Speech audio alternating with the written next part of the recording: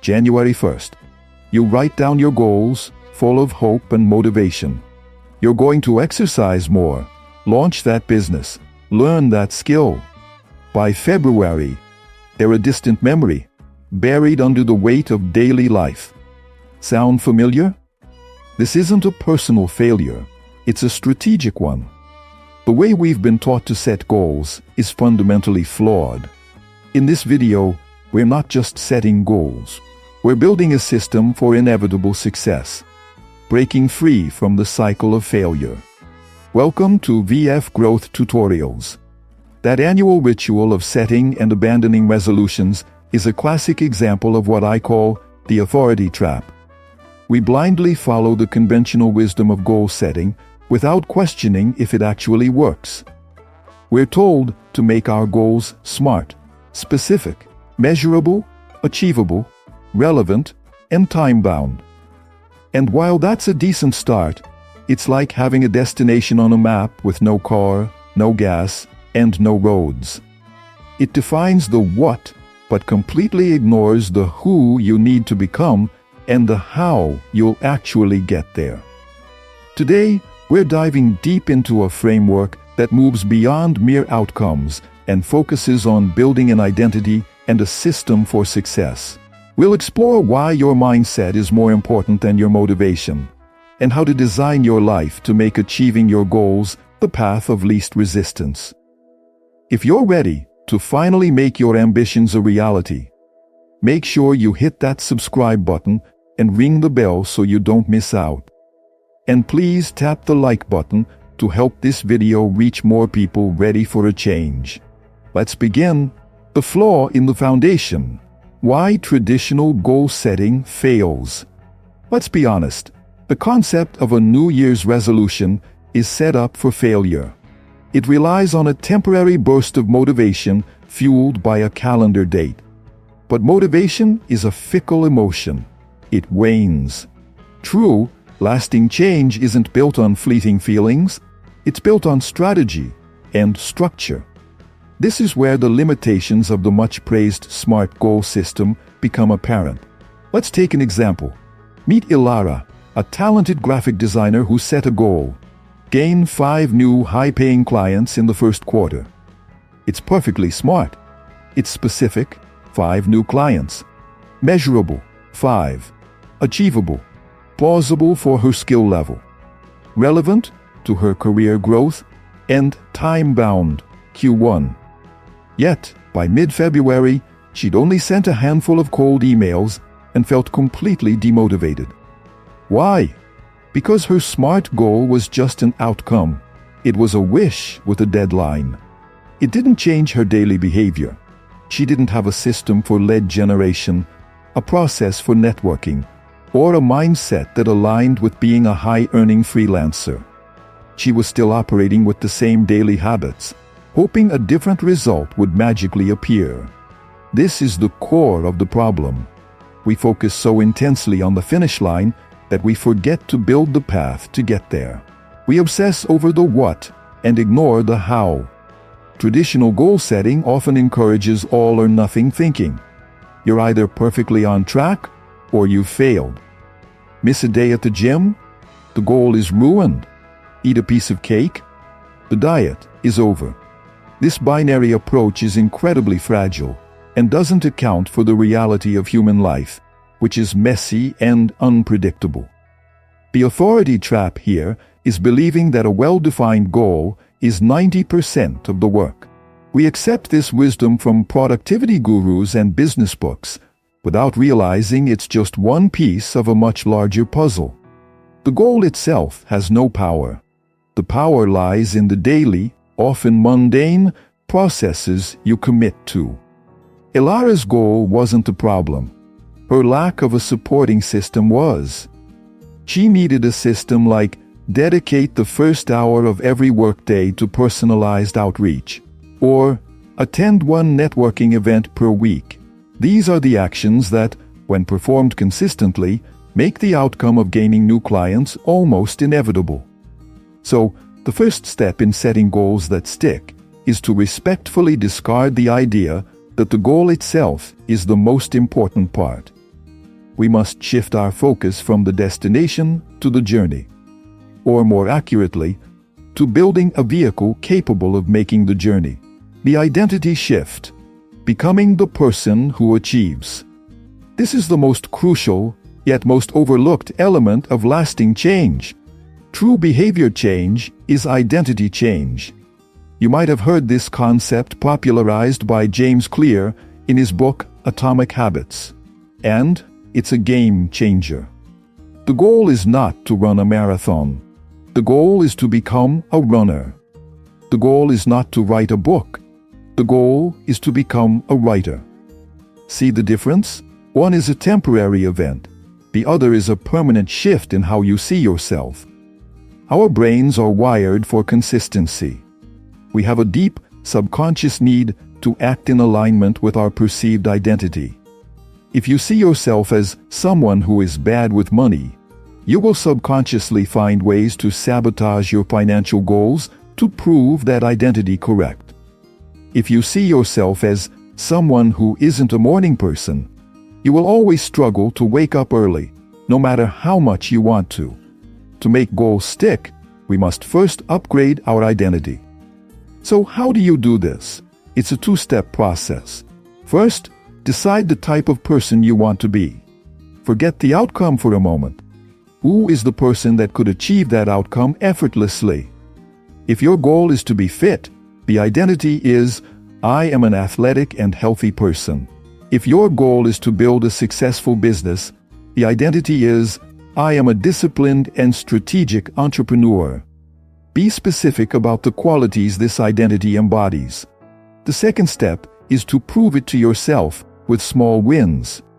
Every action you take is a vote for the type of person you wish to become. You don't just decide to be a writer and suddenly are one. You cast a vote by writing one sentence, then another by writing a paragraph, then another by finishing a page. Each time you sit down to write, especially when you don't feel like it, you are reinforcing the identity of writer. Let's go back to Alara. Instead of focusing on 5 new clients, she could shift her identity to, I am a proactive and sought-after designer. What does a person with that identity do each day? They don't wait for clients. They build relationships. They don't just do the work. They study market trends. Her new system could be, every day, I will share one piece of valuable content on LinkedIn and engage with 10 potential connections. This action is a small vote for her new identity. It's manageable, consistent, and over time it fundamentally changes how she sees herself and how the market sees her. The clients become a natural byproduct of her new identity. This is the foundation. Before you define what you want, you must first define who you will be. If this powerful idea of identity-based goals is clicking for you, let me know by hitting that like button. And if you haven't already, subscribe to VF Growth Tutorials for more deep dives into the psychology of success. Building your system, not just setting your goals. If identity is the who, the system is the how. A goal is a point in the future. A system is a process you execute in the present. As the saying goes, you do not rise to the level of your goals. You fall to the level of your systems. Winners and losers often have the same goals. Every Olympian wants to win gold. What separates them is their commitment to a daily system of training, nutrition, and recovery. So let's break down what a robust system actually looks like. First, it prioritizes process over outcome. Your goal might be to lose 20 pounds, but your system is to walk for 30 minutes every day and eat a protein-rich breakfast. You can't directly control the number on the scale on any given day, but you have 100% control over whether you take that walk or eat that breakfast. Focusing on the process detaches your emotions from short-term results, prevents discouragement, and keeps you in the game long enough to see the outcome you desire. Second, a great system involves meticulous environment design. We are all powerfully influenced by our surroundings. Instead of relying on willpower, which is a finite resource, architect your environment to make good habits easy and bad habits hard. If you want to read more, put a book on your pillow. If you want to drink more water, place a large water bottle on your desk every morning. If you want to stop wasting time on your phone, leave it in another room while you work. Take the decision-making out of the equation. Make your desired behavior the default, the path of least resistance. Let's invent another character. Caleb, an entrepreneur who wanted to learn to code to build his app. His goal, learn Python, was too vague. His system failed until he designed his environment. He created a new user profile on his computer just for coding, with no social media bookmarks. He bought a second, cheaper monitor, dedicated only to displaying his coding tutorials. He scheduled coding blocks in his calendar and set an automatic notification that closed his email client. He made it easier to code than to get distracted. Third, use habit stacking. This technique, also from Atomic Habits, involves linking a new habit you want to start with an existing habit you already do. The formula is, after current habit, I will new habit. For example, after I brush my teeth in the morning, I will meditate for 1 minute. Or, after I pour my afternoon coffee, I will write down my top 3 priorities for the next day. This leverages the momentum of an established routine to pull the new habit along, making it feel less like a chore and more like a natural part of your day. A system isn't sexy. It's the boring, repetitive, daily execution. But it is the only reliable engine of long-term success. Your goal is the rudder steering the ship, but your system is the engine, providing the relentless power to move forward, day in and day out. The feedback loop. How to adapt and overcome plateaus. A common reason even well-designed systems fail is that they are treated as static. We create a plan in January and expect it to work perfectly for the entire year. But life is dynamic. You are dynamic. Your system must be dynamic too.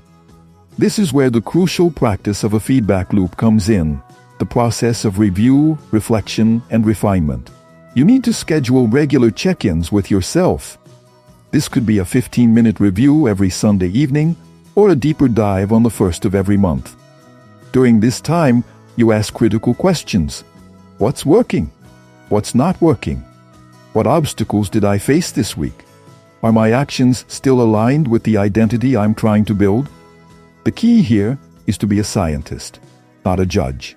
If you failed to follow your system, don't beat yourself up. That's judgment. Instead, get curious. That's science. Why did I fail? Was the habit too ambitious? Is my environment working against me? Is there a hidden belief sabotaging my efforts? Failure is not a verdict on your character. It is simply data. Data you can use to refine your system. Let's say your system was to wake up at 5 a.m. to work out. After 2 weeks, you've only done it 3 times. The judge would say, I'm lazy and undisciplined. The scientist would say, interesting. The data suggests 5 a.m. is too disruptive. The friction is too high. What if I tried a 20-minute workout during my lunch break instead? Let's test that hypothesis next week. Another critical part of the feedback loop is tracking. But you must track the right thing. Don't just track your outcomes, e.g., pounds lost, revenue earned. More importantly, track your process. Use a habit tracker and mark off every single day you successfully execute your system. Did you do your 30-minute walk?